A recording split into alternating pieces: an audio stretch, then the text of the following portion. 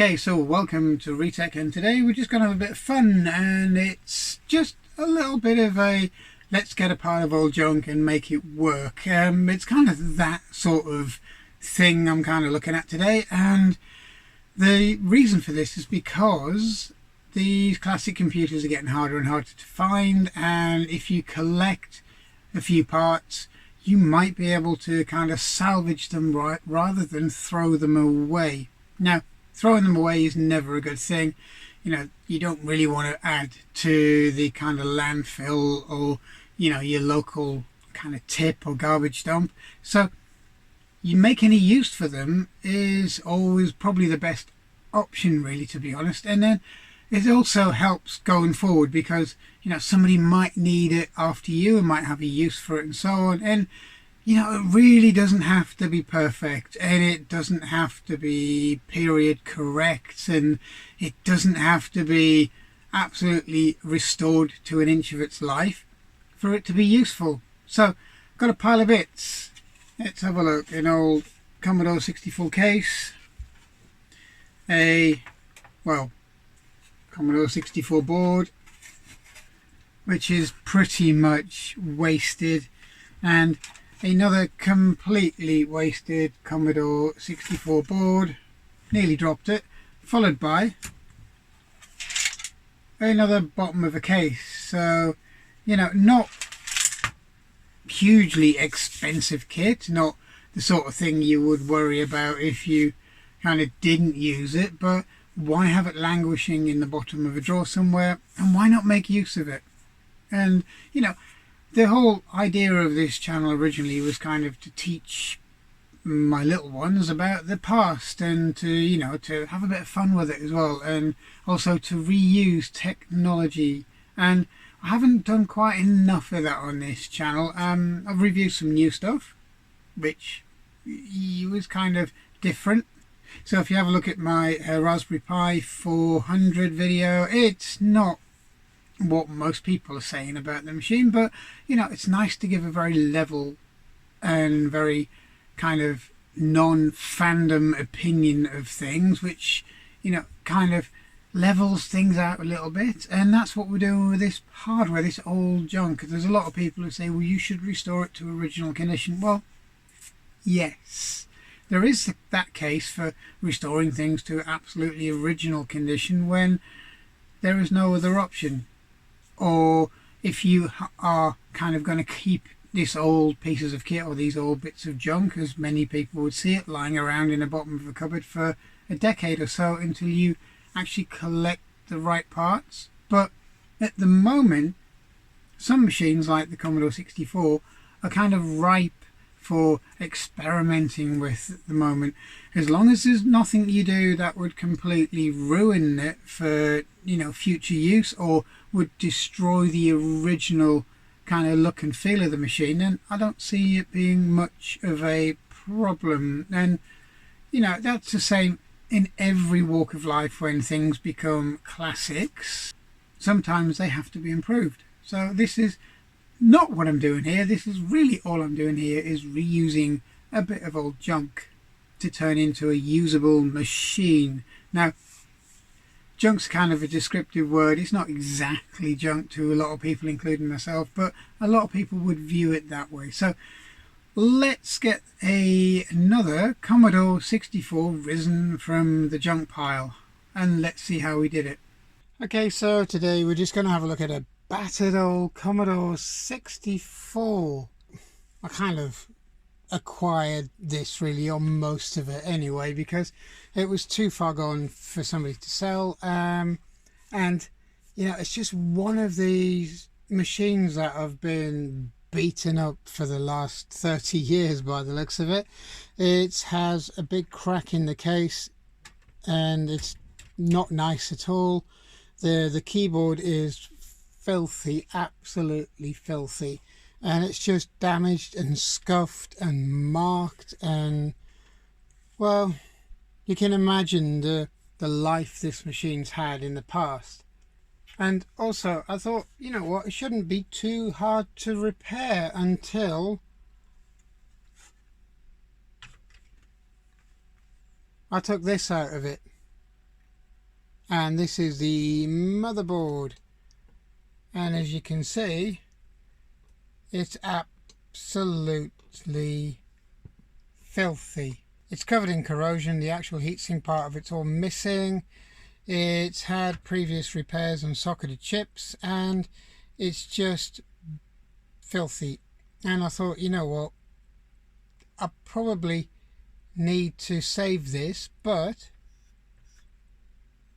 you have a leakage coming out of the chips as well. It's corrosion, it's just everywhere on this machine. It's not nice. I could save the board and I could probably repair it, but I thought, well, what have I got? What can make this machine run again? And also, what would be a good project? Because at the end of the day, not everyone's going to be able to repair these or have an oscilloscope or literally be able to go through the process of repairing this. So I thought, well, maybe what I should do is see if there's an alternative. So yeah, this is not the same board. It looks identical. It looks like it's just been cleaned up. This board has most of its chips missing, most of its SID chip, its processor and so on. And I thought, well, maybe I'll use this board, because this is one I've prepared recently, and I know this board is fine. But getting hold of original Commodore 64 boards, if your other board's a bit of a nightmare now. It's kind of a bit of a hit and miss affair, and they're also getting very expensive as well. But what is easier to come by for somebody is the later Commodore 64 board that they used in the Commodore 64C, and they also used it in the Commodore Aldi and the Commodore 64G, which is that revision of the board. It's a slightly different board. It has a different SID chip, but here's my thing. I've got a board like that which has a faulty sound chip, or a faulty SID chip. So that was the only fault on that board. So I've replaced it, and we'll have a quick look at this board. Now this is that board, and as you can see, it's been heat sinked in places just for longevity. And what you might notice is the SID chip. It's not even the original 64C or 64G or Aldi version. It's a Swin SID or a replacement SID chip. Now it does work really well, and most of the software runs with it. Most, not all, but most. And if you can't get a hold of a SID chip, then it's a decent replacement. And as you can see, the 64C board or the Aldi or the 64G board, it depends on which model you've kind of taken it from, sits in the case absolutely spot on. And the only thing you really have to do is extend this cable here, this little LED wire, because it's across the other side of the board, and that's not a big deal either. So I'm going to restore this case, but I'm not going to restore it to as new condition. What I'm going to do is do a little bit of a sympathetic restoration on it. And one of the biggest things is just got a crack in this original case, and that really can't be repaired without having to resort to repainting the case in as close a color as possible, because there will always be a mark where you've actually repaired it, or a slight different color and so on. So I have another salvage part, and it's a top case to a C64. It's not brilliant. It's just got a few marks on it and stuff, but it's in one piece and it's not broken, which is great. And also it's complete. All it needs is a bit of a cleanup, so I'm gonna get round to cleaning this case up, and then we'll go from there.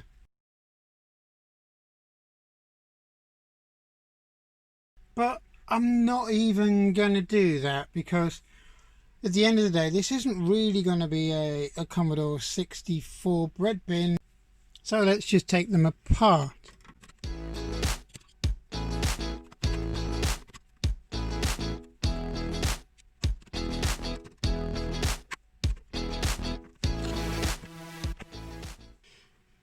Right, so the next step is to take the keyboard out and the LED light, and there's only a few screws holding it in, and you may have seen this before.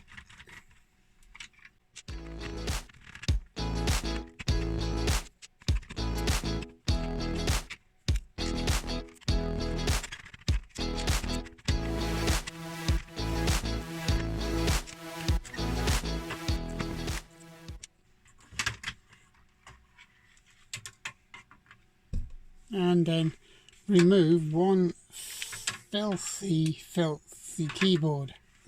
Because of the state of this, I'm going to repaint it because it's got a big crack here.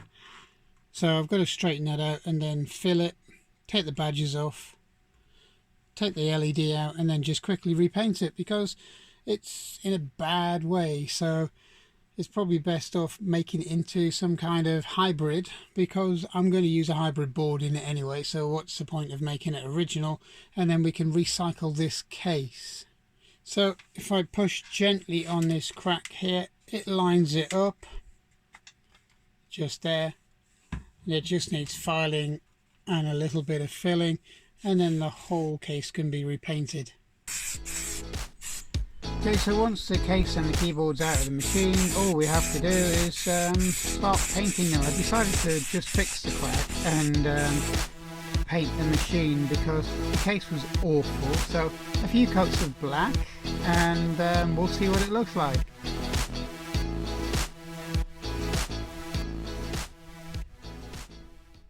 This looks like the bottom of the case. All the screws that I'm going to replace now are still taped in here, but it's nice and shiny. And the same goes for the top half of the case as well.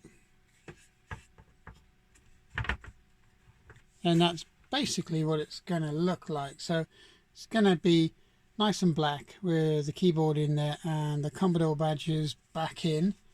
And as I said, it's just a bit of a hybrid case. It's not meant to be an original because it was in such a bad way. And rather than chuck these old bits and pieces in the bin, we can refurbish and reuse them. So the next task is to clean that scruffy keyboard.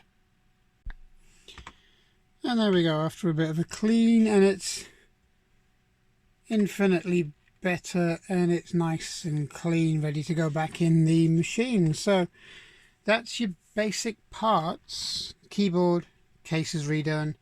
We have your motherboard, and all that's left to do is to assemble it. So I'm just going to assemble it, and then we're going to get this machine up and running. So we're going to remove the keyboard first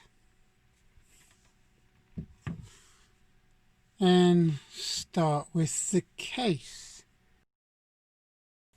First assembling this bracket on here, because the Commodore 64C doesn't come with this bracket, but the mounting holes are already there because it was basically used in the later Commodore 64Gs and the Aldi machines.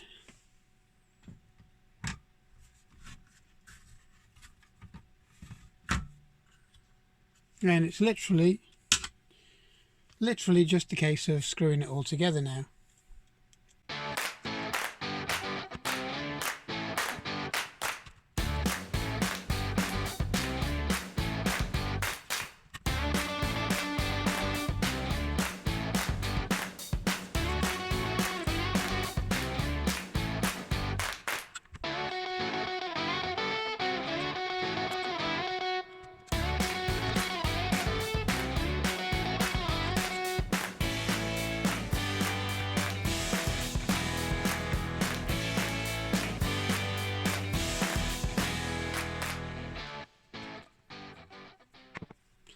Okay, so once you've got the board secured, it's just a case of popping on the keyboard, and the keyboard connector is identical. The only thing you have to extend is the power cable, and that's the extended cable, which should give it enough room to go from one side of the board to the other.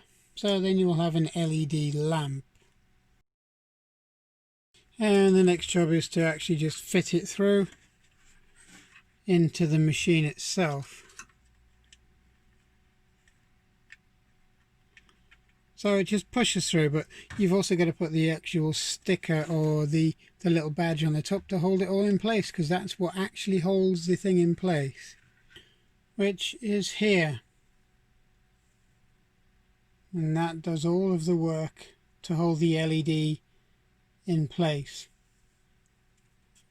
So if I pop the badge into place, okay, and that's the badge in place there, followed by the LED, which pushes through the back.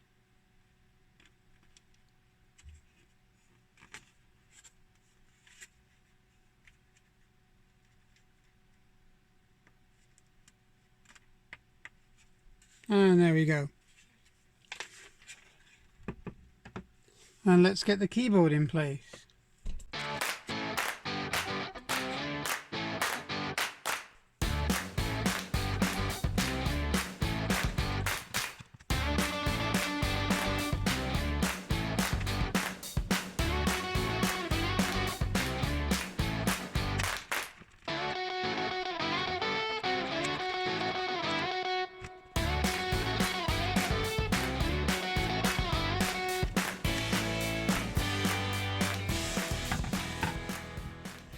Okay, so we'll just now piece it together.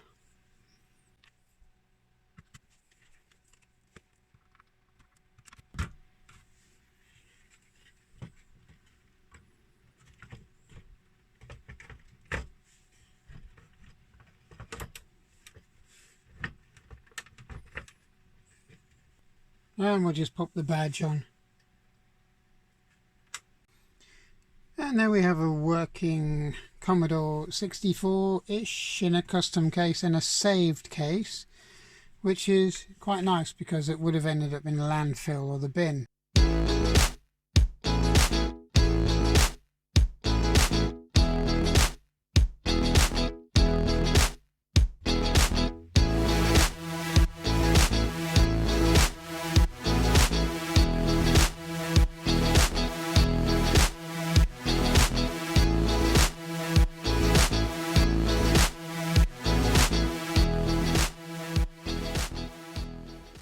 Now the next thing is to see how this Swin SID chip actually works on this machine, because as we said at the beginning, it's got a replacement sound chip, and I was thinking about putting the original SID chip back in this machine, not the 64C version but the original bread bin SID chip. So let's see what this one sounds like first, and then let's do a comparison.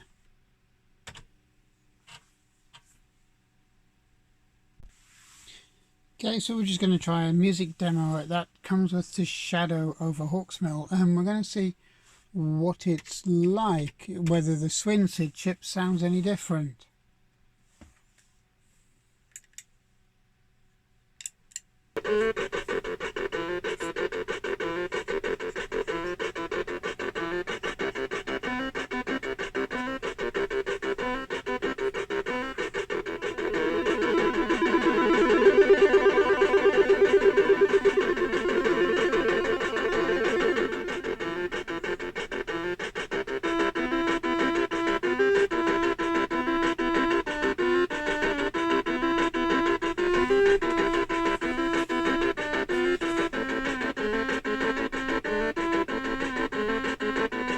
Now we're going to put the original MOS SID chip in a sound interface device out of an original bread bin computer, and we'll see what this sounds like in comparison to the Swin SID chip.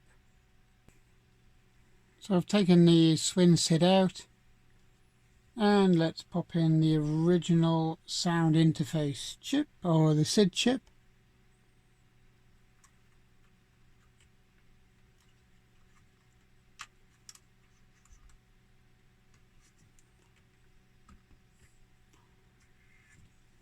And then let's see how it goes from there.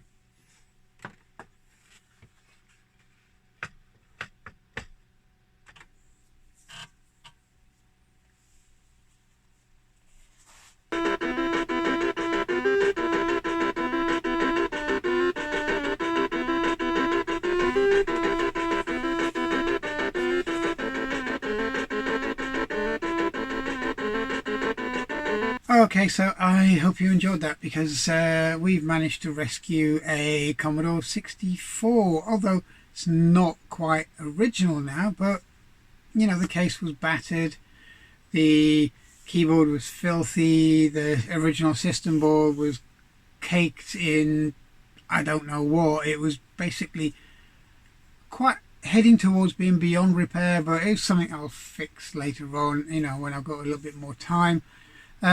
Also, it was nice to be able to use a Nano Swin SID as well, the replicant of the original Commodore 64 SID chip.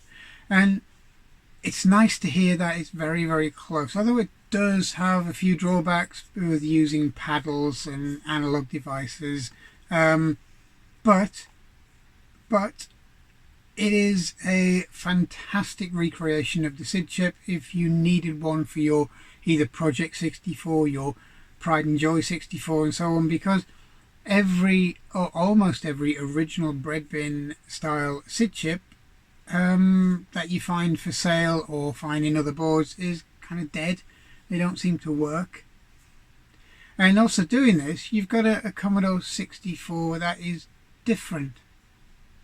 It's kind of electrically the same as every other Commodore 64 out there, and it'll run just about the same software, and it will do exactly the same things. But yeah, if I was using this machine we've just kind of patched together, then I would be using it with a recreated or an emulated disk drive and so on, just to, you know, make it a bit more usable. And in that case, not really that worried about authenticity or having it looking like it is brand new, because this machine would never have ended up being brand new, because I'd had to go down one route or the other. One route was collecting all the parts, replacing the case, retrobrighting the case, getting original parts for the motherboard or the motherboard itself, and so on and so on.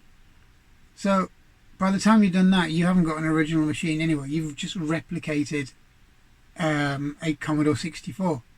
There's nothing original about whatever you've put together, where this is not pretending to be original. It's not pretending to be anything else than a kind of slightly modified, slightly customized Commodore 64. And you know what, I like it in black anyway, so it's one of those things. It's shiny gloss black, and it seems to suit the machine. Well, in my opinion, it does. A lot of other people might have wanted to do it green or red or white, or try and respray it in its original colors, or even put it in an Aldi case or a 64G colors, you know. But that's the whole point. Have a bit of fun if you've got a little bit of, you know, a collection of parts or a few bits lying around, or you're trying to collect the parts to build up a Commodore 64 or 128 or whatever machine you like. In the world of ZX Spectrums, there seems to be a slightly different outlook, and that is we can modify these. We can put different cases, different color keyboards. We can put an LCD screen bolted to the back of it, and you know, and all these kind of things which kind of keep the machines alive, and also kind of keep people's interest in the machines alive a little bit longer as well. So before I get loads of kind of hits saying you should not have done that to a Commodore 64, well, why not? Because at the end of the day, it's a bit of fun. I have an original 64 and an original Aldi and an original G and quite a few 64Cs for some reason. So really, this doesn't take away the enjoyment of using a Commodore 64, and it doesn't take away the enjoyment of using the software. And if this was my only machine and I was just using this black kind of updated Commodore 64, for want of a better phrase, as my usual machine to run classic games, I wouldn't really mind, because it's individual, it's quirky. So I hope you enjoyed this, and let me know of any other kind of projects and bits and pieces you've done, and also take a look at my recreated Commodore 64 using a USB keyboard adapter and vice. And again, that's another kind of modified Commodore case. In this case it was VIC-20, and it's been put to a new use, and it's had a lot more use than any of my other Commodore machines, because you can put it on the desk, it's emulated, all the software runs instantly on device, and it becomes a very useful machine, and it looks the part. So anyway, thanks for watching, thanks for listening. Just please subscribe, and we've got more of this to come. So this was just a short video, but as I say, we've got some more on the history to come, and we've got a little bit more on the Raspberry Pi to come as well, and I hope you will join me on that one as well. So thanks for watching, and I'll see you again shortly. Bye bye.